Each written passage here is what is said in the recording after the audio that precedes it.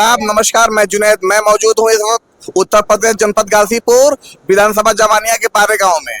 अभी अभी यहाँ पे एक इस्लाहिया कमेटी की मीटिंग हुई है, जिसमें पूरे कमसारोबार और तकरीबन 120 गांव के लोग मौजूद थे। और आइए जानने का प्रयास करते हैं इस मीटिंग से क्या हुआ है। इस मीटिंग में आइए कुछ लोग मौजूद हैं, जानने का प्रयास करते हैं। क्या नाम है सर? शहाबुद्दीन। इस्लाहिया से आम लोगों को क्या फायदा मिलेगा? सबसे पहले तो शादी ब्याह में दहेज का लेन देन, उसमें रोक लगाना, बारात आना जाना उसमें रोक लगाना, रस्म छेका, रस्म चौक, इस सब पे रोक लगाना, फजूल कर्सी से बचना, लड़कियों की शादी को आसान करना, ये हमारा मुख्य उद्देश्य है।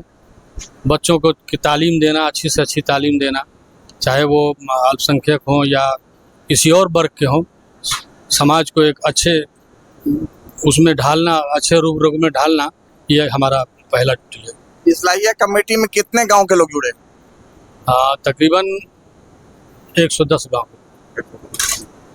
इस्लाहिया कमेटी से आप लोग जो ये कर रहे हैं, इससे आम पब्लिक को और आम लोगों को कितना खर्च बचेगा? हर शादी में चाहे लड़का या लड़की हो, तकरीबन 5 लाख रुपया बचेगा।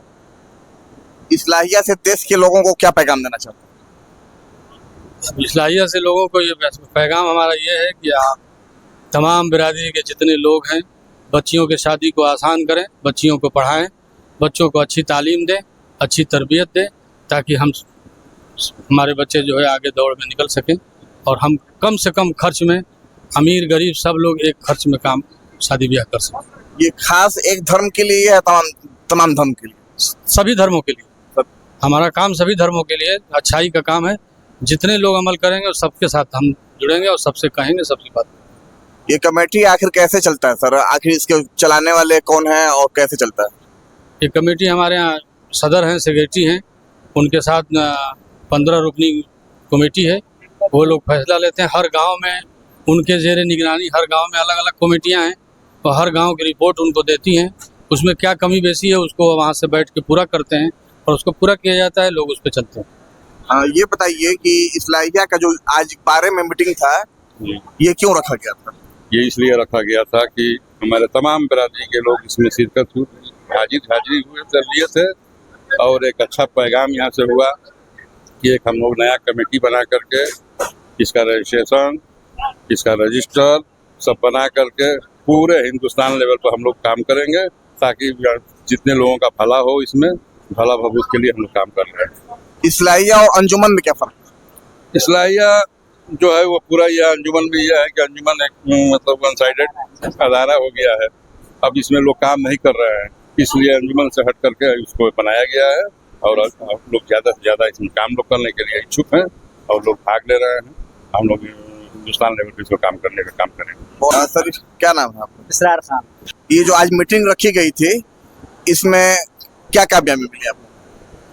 कामयाबी मिली है, आपसे जो थोड़ी कमियां थी दूर हुई हैं और फैसला भी लिया गया है कि इसको और बड़े पैमाने पर, वसी पैमाने पर काम किया जाए, जिससे समाज के हर वर्ग को फ़ायदा पहुंचे।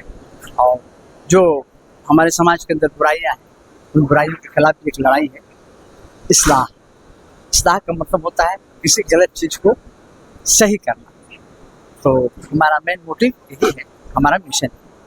आपके सरबराह, इस कमेटी के सरबराह कौन है? अभी हमारे हाजी तसव्वुर खान साहब, कहाँ से? ये रक्सान से बिलोंग करते हैं और बिरादरी के सदर हमारे यही हैं अभी, और उनके पीछे हम तमाम समाज के लोग। इसमें जो भी फैसला होता है, क्या इसमें सरबराह का ही फैसला मुख्य माना जाता है?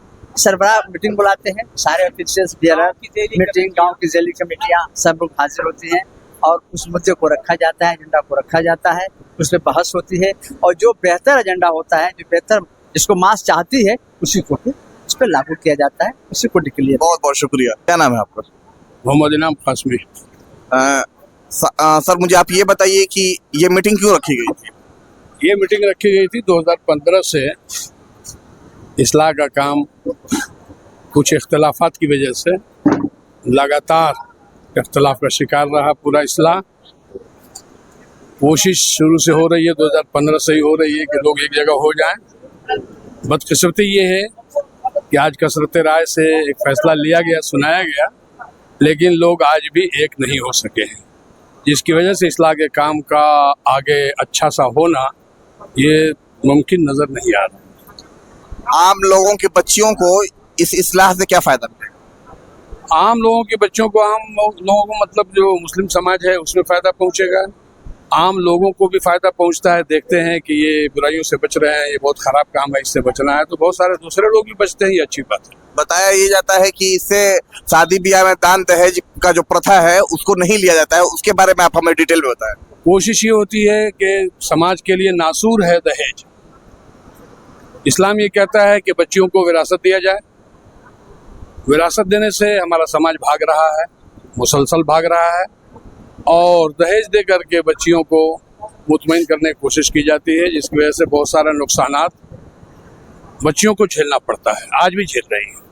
जब तक समाज से दहेज का नासूर ख़त्म नहीं होगा और औरतों को विरासत देने का रवाज नहीं आएगा, तब तक समाज को सुकून नहीं मिलेगा। हिंदुस्तान के लोगों को इस्लाह से क्या पैगाम देना चाहते हैं? हिंदुस्तान के लोगों को, तमाम लोगों को हम ये पैगाम देना चाहेंगे कि आप अपने अपने घरों में, अपने अपने दिमागों में बुराइयों को, खराबियों को, फजूल खर्चियों को, जो पूरे समाज के लिए बोझ बने हुए हैं, उन बुराइयों को ख़त्म करने के लिए सोचिए, अच्छाइयों को जानिए और बुराइयों को हटाने की कोशिश कीजिए। बहुत बहुत शुक्रिया। आप देख सकते हैं ये मुफ्ती इनाम साहब थे, बहुहरा के रहने वाले। आखिर ये बताइए कि इस मीटिंग से क्या फ़ायदा होता है, आप लोग क्यों ये मीटिंग करते हैं? जैसा कि हमारे रसूल सल्लल्लाहु अलैहि वसल्लम ने बताया था कि शादियों को आसान करो, जैसे ही शादी आसान होगी जना मुश्किल हो जाएगा।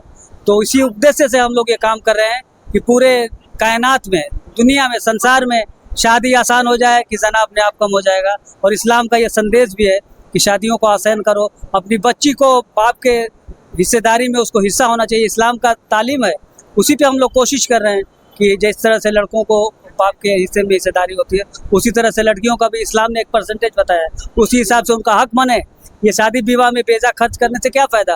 वो प्रॉपर्टी होगा बच्चियों का, उनके बुरे दिनों में वो प्रॉपर्टी काम आएगा और उनका मुस्तकबिल बना रहेगा। ख़ास तौर से फ़ायदा होगा अगर इस्लाह पे हम लोग कामयाब रहे तो बच्चियों की शादी बहुत आसान हो जाएगी। कोई दहेज नहीं, कोई बारात नहीं, 4 आदमी 5 आदमी जाएगा, बस लड़की विदा करा के लेके चले आएगा।